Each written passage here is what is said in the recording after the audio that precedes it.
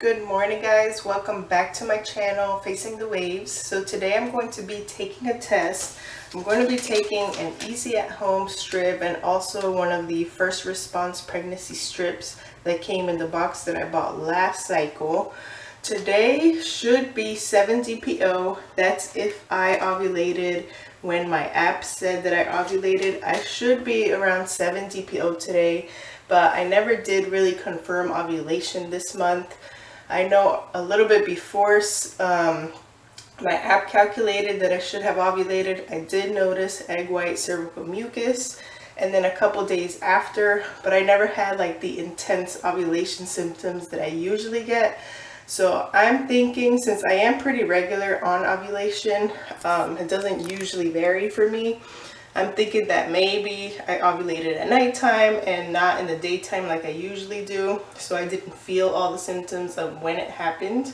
But either way, we baby danced around that time and a little bit after. So I thought 7 DPO would be a good starting point for this month to start testing, especially since I do have the more sensitive first response strips that should pick up any HCG before any of the other less sensitive tests. So I'm just going to go ahead and dip them and just let this be the starting point of testing for this month. We're not really sure if I ovulated early this month, right on time, or after ovulation was supposed to happen. So I'm just going to test today and see. And I don't know if I'll test every single day until AF arrives, but just wanted to go ahead and test today just to see what would happen and see if I see anything starting to form on these tests. So let's go ahead and get started. Alright, so I'm going to dip easy at home first. Those usually take quite a bit to develop all the way. I usually try to wait the full 5 minutes on these because sometimes before the 5-minute mark they tend to still be very streaky and pink, and you can see the dye still running through. So I'm going to give both the tests today a full 5 minutes. That's going through easy at home strip. And this is how the first response strips look. They are very thin, but they're very similar to any other pregnancy strip that you can buy. And as far as I know, they're supposed to be just as sensitive as the first response, the early result ones. If they're not, please let me know in the comments, because I'm thinking that they are just as sensitive. So that is just now starting to go through. So let's set these down and we'll come back and look at them in exactly 5 minutes and see if we see anything at all on these. And I will show the results with you guys and we'll be able to see together. I usually put it in front of the camera first and then try to take a closer look myself. So that is what we're going to do. 5 minutes. I'll be right back. Alright, time should be almost up for these tests. So not ovulation, symptoms so far. I haven't had very many symptoms after around the time I think ovulation stopped. I didn't log in anything except for yesterday and the day before yesterday. The day before yesterday at nighttime I noticed I had a headache, and then I didn't take anything for it, just went to sleep. But the next morning, which would be yesterday morning, woke up with the same headache. So I call those migraines because it's like a headache on one side of my head and it does not seem to go away unless I treat it. And even if I drink pain medicine, sometimes it still doesn't go away. So I noticed that yesterday morning, so I logged in the headache. Headaches is something that I do experience with early pregnancy sometimes. I'm not sure if it's just the hormones or what that causes the headaches, but sometimes I do get headaches in my cycle as well, so it could be nothing.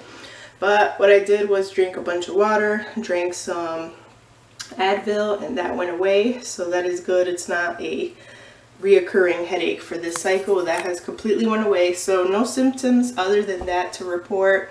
Haven't been feeling anything at all. So let's go ahead and take a look at these tests now, see what the results are, and then most likely I'll come back tomorrow. Not exactly sure because I am going out tomorrow morning for something. So it's my daughter's birthday and we're gonna have a girls' day with her. So I don't know if I'll have time tomorrow morning to take a test, but I do want to test at some point, maybe at the end of the day instead of morning. we'll see. If you don't see a video from me tomorrow, then I'll do it on Tuesday instead. So let's take a look at these tests now, and I have not looked at them yet, but I'm going to show you guys first. All right, let's start with the first response strip.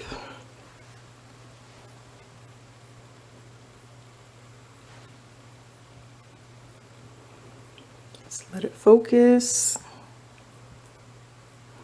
Let me grab something I could put behind it to help focus. All right, this should help a little bit.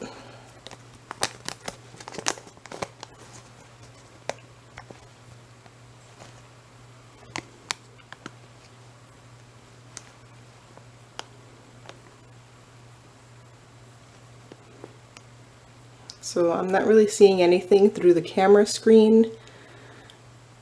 I'll hold it still a couple more seconds here so you can see. Alright, so I'll put that one down, and then this is the Easy at Home strip.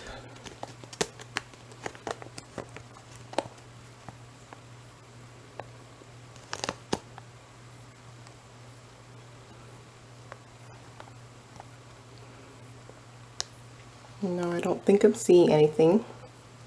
But let me look at these really quick, and then I'll give you an above shot as well, because sometimes you can see them better like that.